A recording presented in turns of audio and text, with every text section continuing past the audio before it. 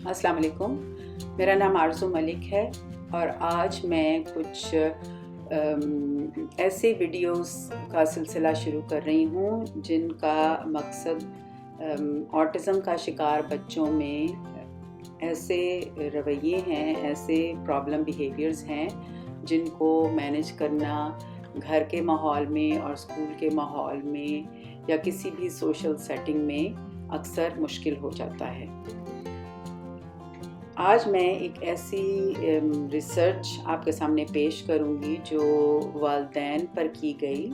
कि किस तरह वो अपने बच्चों में प्रॉब्लम बिहेवियर्स को मैनेज करते हैं।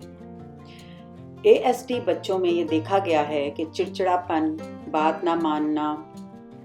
किसी भी गैर ज़रूरी बात पर बहस कर देना, यहाँ मैं बात थोड़े बड़े बच्चों की कर रही हूँ और वर्बल बच्चों की कर रही हूँ ऑब्वियसली। ऐसे बच्चे डिफाइंस भी दिखाते हैं। इसी किस्म के कई बिहेवियर्स पाए जाते हैं और इनकी बुनियादी वजह लैक ऑफ पर्सपेक्टिव टेकिंग होती है। यानी ऐसे बच्चे अपने आप को दूसरों की जगह पर रख कर नहीं सोच सकते और इसलिए उनको दूसरे की बात समझने में अक्सर औकात मुश्किल का सामना करना पड़ता है। एक रिसर्च के मुताबिक वालिदैन जिन तरीक़ों से प्रॉब्लम बिहेवियर्स को मैनेज करते हैं या उनका सामना करते हैं वो ये हैं। अकोमोडेटिंग द चाइल्ड, यानी किस तरह से वालिदैन अपने बच्चे को मुख्तलिफ तरह के हालात में अकोमोडेट करते हैं। मिसाल के तौर पे घर में अगर बच्चे को एक ख़ास तरीके का तकिया पसंद है या एक ख़ास किस्म का मैट्रेस पसंद है और वो किसी और तरह के मैट्रेस या तकिए के साथ सोना पसंद नहीं करता, तो वालिदैन ये कोशिश करते हैं कि उनके बच्चे को उसकी ख्वाहिश के मुताबिक उसका बेड और उसका तकिया मैसर हो। इसको अकोमोडेशन कहते हैं। दूसरा पॉइंट है मॉडिफाइंग द एनवायरनमेंट। अगेन वालिदैन जो हैं वो बच्चों के माहौल को भी थोड़ा बहुत तब्दील कर देते हैं ताकि उनका बच्चा उस माहौल के मुताबिक अपने आप को एडजस्ट कर सके और उसके बिहेवियर में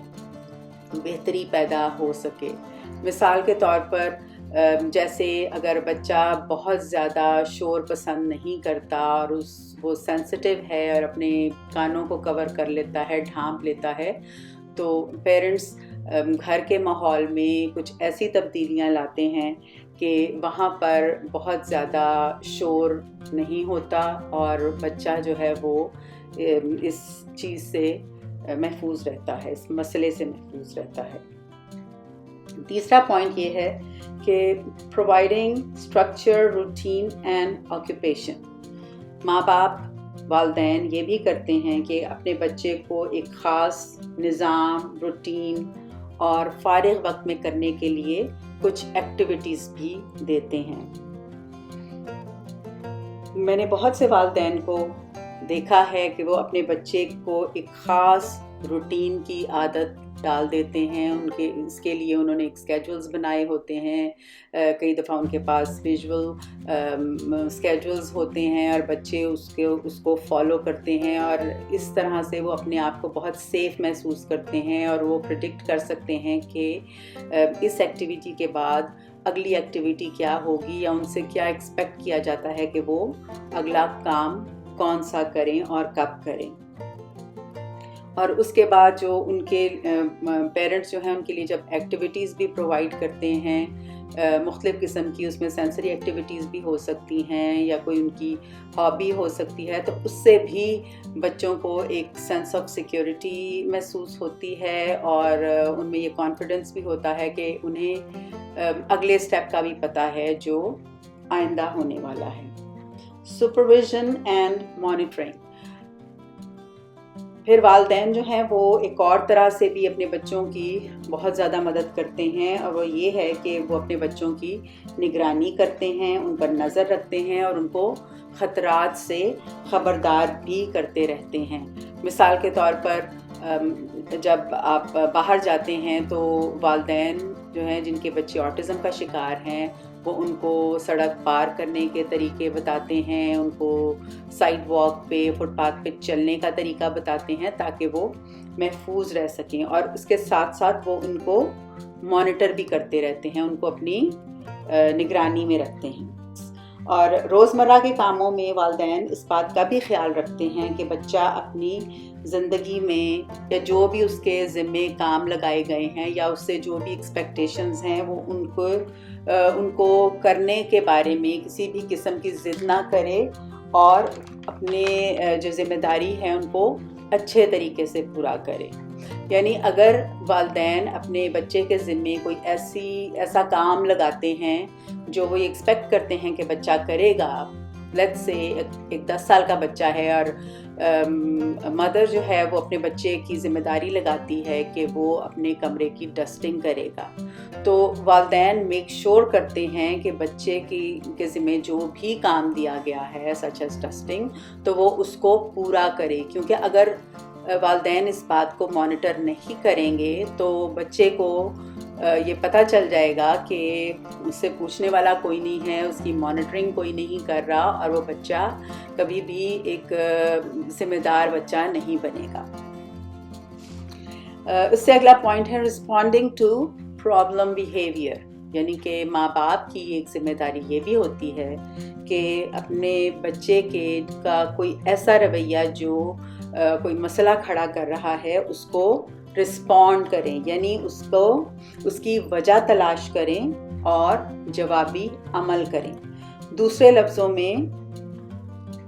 ریئیکٹ نہ کریں، یعنی اسے کسی بھی بات پر بلا وجہ ڈانٹنا نہ شروع کر دیں۔ رسپونڈ اور ریئیکٹ دونوں کا مطلب تقریباً ملتا جلتا ہے، لیکن ریئیکٹ کو یہاں پر نیگیٹو میننگ میں لیا جاتا ہے اور رسپونڈ کو پازیٹیو اس کا میننگ لیا جاتا ہے۔ مثال کے طور پر بچے کو اس کے رونے پہ ڈانٹنے کے بجائے یہ کہنا زیادہ مناسب سمجھا جاتا ہے کہ بچے سے پوچھا جائے کہ اس کو کیا پرابلم ہے، اس کو کیا مسئلہ ہے، تاکہ اس مسئلے کو حل کیا جا سکے۔ والدین جو ہیں وہ اپنے بچے کے لیے انالیسس اور پلاننگ بھی کرتے ہیں، یعنی ان کو لمحہ بلمحہ صورتحال کا تجزیہ کرنا پڑتا ہے اور اس کے بارے میں پلاننگ بھی کرنی پڑتی ہے۔ اگر آپ ان تمام طریقوں پر دوبارہ نظر ڈالیں تو یہ بات بہت واضح ہو جاتی ہے کہ یہ تمام طریقے تقریباً تمام والدین استعمال کرتے ہیں، کیونکہ وہ اپنے بچے کو کسی بھی پریشانی سے دور رکھنا چاہتے ہیں اور ان کو خطروں سے بچانا چاہتے ہیں، ان کے مسائل کا حل چاہتے ہیں۔ آپ مجھ سے اتفاق کریں گے کہ یہ سارے کام جو میں نے پہلے بیان کیے ہیں وہ والدین بھی کرتے ہیں جن کے بچے آٹزم کا شکار نہیں ہیں۔ پھر سوچنے کی بات یہ ہے کہ آٹزم کا شکار بچوں کے والدین ہی کیوں زیادہ سٹریس میں آ جاتے ہیں اور اپنے آپ کو اکیلا محسوس کرتے ہیں اور اپنی ایفرٹس کو، کوششوں کو بہت حد تک ناکافی سمجھتے ہیں۔ میرے خیال میں ایسا تب ہوتا ہے جب ہماری ایکسپیکٹیشنز ریئلسٹک نہیں ہوتی، یعنی ہماری امیدیں جو ہم نے خود ہی سے اپنے بچوں سے باندھ لی ہوتی ہیں وہ کئی بار ایسی ہو جاتی ہیں جن کو اچیو کرنا، جن تک پہنچنا ہمارے بچوں کے لیے کبھی مشکل ہوتا ہے اور کبھی ناممکن بھی ہوتا ہے۔ اس لیے والدین کے طور پر یہ ہماری ذمہ داری ہے کہ ہم اپنی ایکسپیکٹیشنز کو حقیقت کے دائرے میں رکھیں، کیونکہ اگر ہم ایسا نہیں کریں گے تو نہ صرف اپنے لیے ایک سٹریس کی صورتحال پیدا کریں گے بلکہ اپنے بچوں کے لیے بھی بہت سی مشکلات پیدا کریں گے